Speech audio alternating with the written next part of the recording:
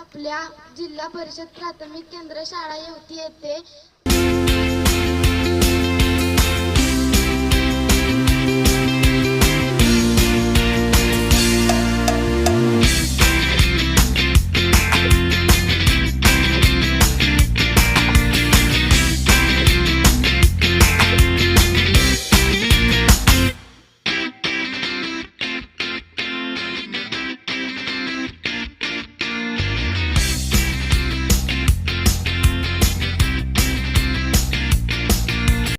असे जायचे.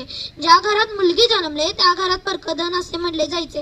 ही वाटतं पहिल्या काळाची परंपरा होती, पण त्या परंपरेला तोंड देणाऱ्या एकच होत्या. त्या परंपरेला तोंड देणाऱ्या एकच होत्या म्हणजे सावित्रीबाई फुले. त्यांचा जन्म 3 जानेवारी 1831 रोजी सातारा जिल्ह्यातील नायगाव. किती सोसले तरी तिने शिकवले, किती भोगले किती सोसले तरी तिने शिकवले. स्त्री शिक्षणाचे धडे पुढे तिच्या साऱ्या लेकींनी घडवले. स्त्री शिक्षणाचे धडे पुढे तिच्या साऱ्या लेकींनी घडवले.